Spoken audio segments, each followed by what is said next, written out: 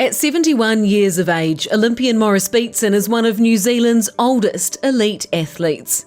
Every win's a good win. I've had a lot of good wins, winning major classes, major Grand Prix and what have you. That's always a buzz. So it's a lot of fun and a few ups and downs, but the good times, make the most of the good times, and you can be successful at it, so which is quite good.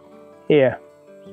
I mean, you've been more than successful. You've represented New Zealand how many times? Oh, lots of times, way back since 73, I think, way back in 73 in Australia, and been lots of places, really, lots of places. Yeah, seen the world by doing it and met a lot of people.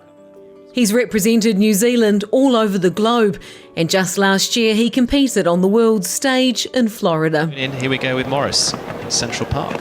Where his age didn't go unnoticed by the commentators. He's the tender age of 70. He's got a wonderful experience. Great to have him here. World Games back to 94, Olympics in 88, in Seoul as well. He's ridden over here at the World Championships in 2010 and rode in the Gold Cup, the American Gold Cup that year as well. He's got great experience behind him. In the equestrian sport, you can be any age or gender. We can have athletes out there that are 18 years old and one that is 70 years old, and the spread there, and it's an equal playing field for both. It means he's often up against teenagers.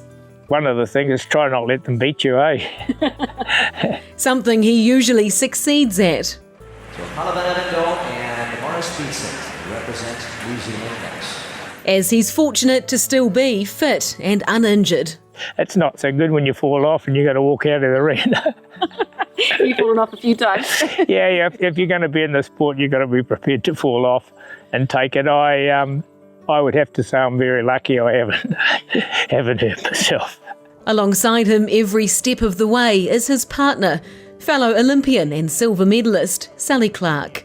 We swap ideas, we share ideas and we share thoughts, and Maurice has some strengths with his riding and horsemastership, and I have strengths with mine. He doesn't listen a lot to me, but I don't tell him how to jump. He's riding my horse at the moment, so I'll tell him what I think of how his flat work's going, you know, you can imagine.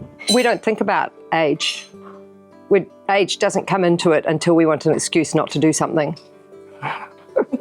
Then we're allowed to use age, you know, which is something that most other riders haven't got. So we're like, oh no, I don't have to ride crazy horses because I've done that. We don't feel any restrictions because of our age, but we do allow ourselves some compromises, like some little compromises that... Some comforts.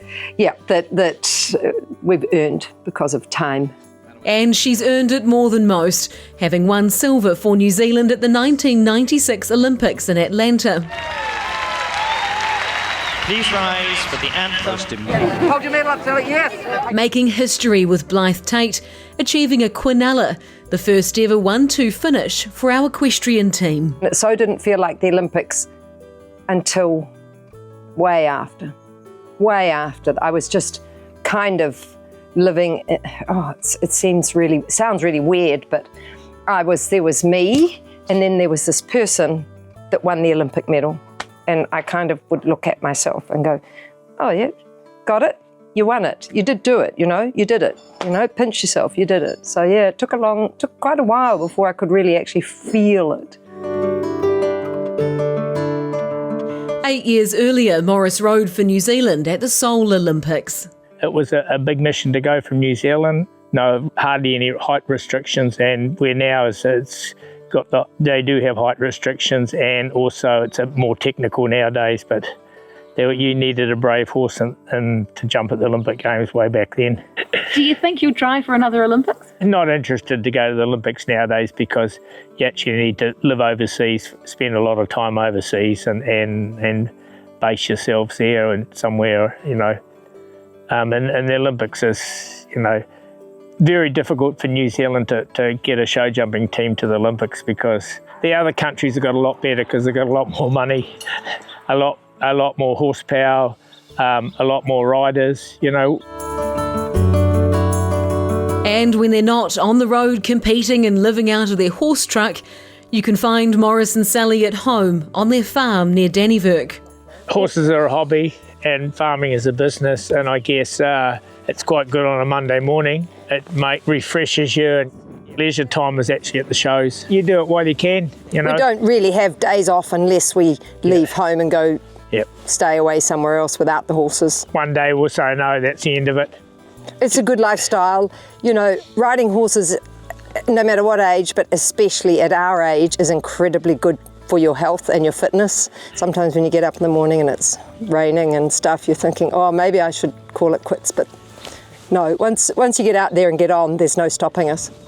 With the show jumping season finished, we're out exercising the hunters, reminiscing about his childhood when horses were a key mode of transport. We were brought up doing it as kids, you know.